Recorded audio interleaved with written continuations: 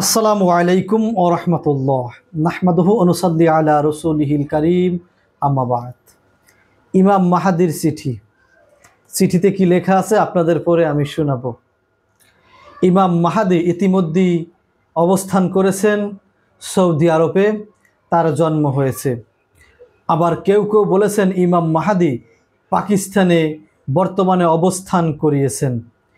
আজকে সত্য ঘটনাগুলো আপনাদের মাঝে একটু তুলে ধরব। ইমাম মাহাদির চিঠিতে কি লেখা আছে বা ইমাম মাহাদির বইতে কি লেখা আছে, সম্পূর্ণ এক এক করে বিস্তারিত আপনাদের মাঝে তুলে ধরব। মূলত কিয়ামত আমাদের অতি নিকটে, যে কোনো সময় ইমাম মাহাদির আগমন ঘটতে পারে। তার আগেই একটি চিঠি পাঠিয়েছেন কি আমার হাতে। চলুন চিঠিতে কি কথাগুলো লেখা আছে, সত্য বর্ণনাগুলো একটু আপনাদের মাঝে তুলে ধরি। আর ইমাম মাহাদির চিঠিও বা আমার কাছে কিভাবে এলো, ইমাম মাহাদির চিঠি আমি কোথায় পেয়েছি, বা ইমাম মাহাদি অরিজিনালি এটা আমার কাছে পাঠিয়েছে কিনা, এই সম্পর্কে গুরুত্বপূর্ণ কিছু আলোচনা করি। আর চিঠিতে কি লেখা আছে এক এক করে বিস্তারিত আপনাদের মাঝে একটু তুলে ধরব। সৌদি আরবে বর্তমান যে বাদশাহ মোহাম্মদ বিন সালমান, তার কথাও কিছু উল্লেখ করা হয়েছে। মূলত 2024 সালে, 2025 সালে, 2023 সালে, 22 সালে ইমাম মাহাদির আগমন অনেকবার ঘটেছে। ইমাম মাহাদি যখন 23 সাল পার হয়ে যায়, সোশ্যাল মিডিয়ায় আমরা দেখা শুরু করলাম যে ইমাম মাহাদি 2024 সালে আগমন করবেন। আবার নতুন করে যখন 24 সাল পার হয়ে যাচ্ছে, আর অল্প কিছুদিন বাকি আছে, তখন দেখা শুরু করলাম যে ইমাম মাহাদি 2025 থেকে 26 সালে আগমন করবেন।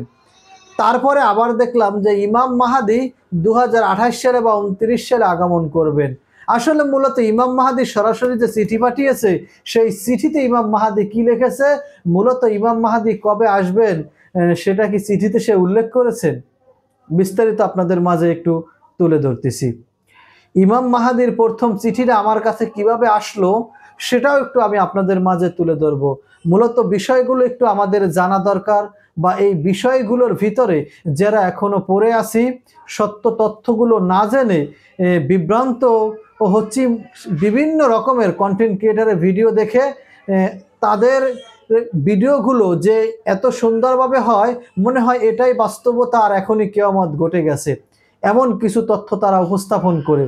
তাই তাদের মতো কিছু তথ্য আমি আপনাদের মাঝে আজকে উপহার দেব, যেটা দেখলে মনে হবে যে আসলে কেউ বলবে পাগল হয়ে গেছি আমি, কেউ বলবে ভুয়া, কেউ বলবে হুজুর হলেও মিথ্যে কথা বলে। আসলে ফুল ভিডিও যারা না দেখবে তারা এই কথাগুলো বলবে, আর যারা দেখবে তারা এই কথাগুলো বলবে না, কারণ তারা সত্যটা জানতে পারবে। চলুন, এক নম্বরে চিঠির ভিতরে যে উল্লেখ করা যোগ্য কথাগুলো ছিল, সেটা হলো যে ইমাম মাহাদির আগমনের আগ মুহূর্তে প্রথমেই মহিলারা বেপরদায় চলাফেরা করবেন। মহিলাদের তুলনায় পুরুষের সংখ্যা কমে যাবে, অর্থাৎ নারীরা অতিরিক্ত বেড়ে যাবে, পুরুষের তুলনায় নারীর সংখ্যা অনেক অনেক গুণ বৃদ্ধি পাবে। নারীরা রাষ্ট্র পরিচালনা করবেন, নারীরা পর্ণ হবেন, পুরুষ সেটা কেনে নিবে, নারীরা দোকানদারি করবেন, বাড়ির আনাচে কানাচে বাজার বসবে। এগুলো হলো আলামত, ইমাম মাহাদি আসার আলামত। কিয়ামতের আগ মুহূর্তে এই ছোট ছোট এগুলো হলো আলামত।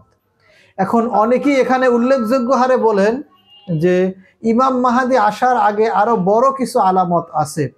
সেই বিষয় নিয়ে পরবর্তী কোনো ভিডিওতে আমি আপনাদের মাঝে কিছু তথ্য উপহার দেওয়ার চেষ্টা করব।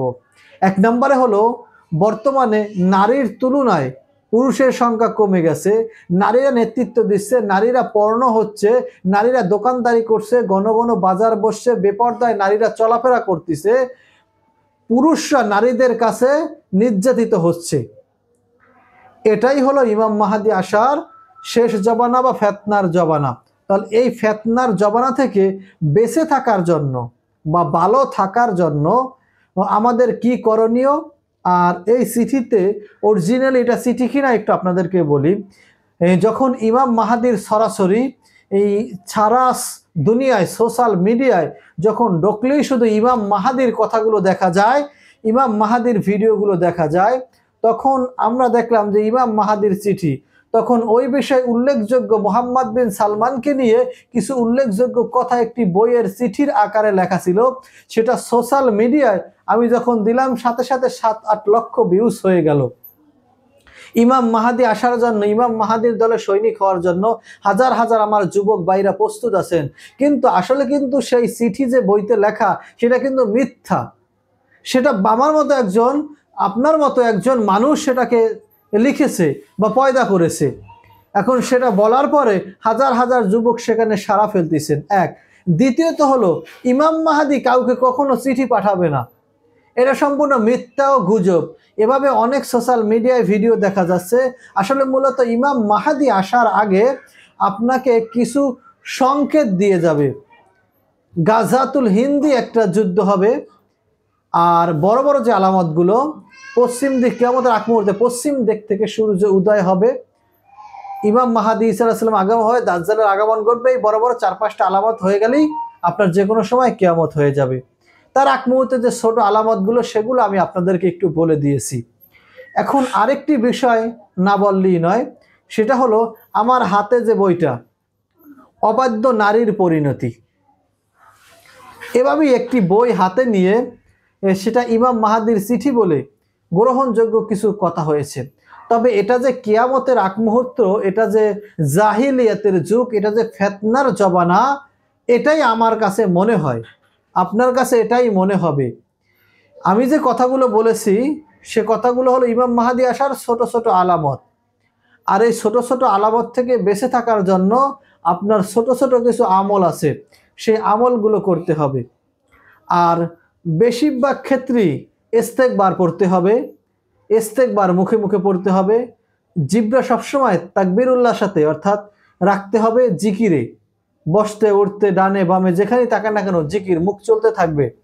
তাহলে আপনি এই ছোট ছোট কিছু আমল করলে আপনি এই সমস্ত ফিতনা থেকে বাঁচতে পারবেন।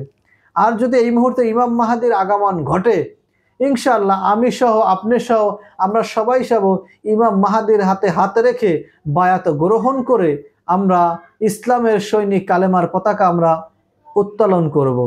কিন্তু খোরসান কোথায়, গাজাতুল হিন্দি কোথায়, আর কোথায় আরো অনেক কিছু রয়ে গেছে, সেগুলো তো এখন আমাদের দেখার বাকি আছে।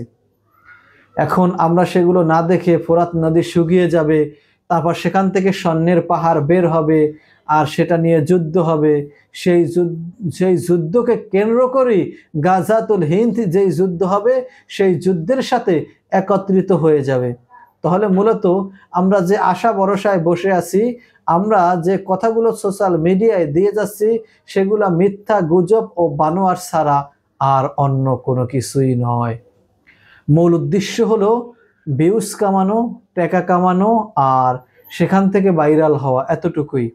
এই কাজগুলো যারা করতেছেন, মূলত ইমাম মাহাদি কবে আসবেন, কিভাবে আসবেন, এর কিছু আলামত আছে।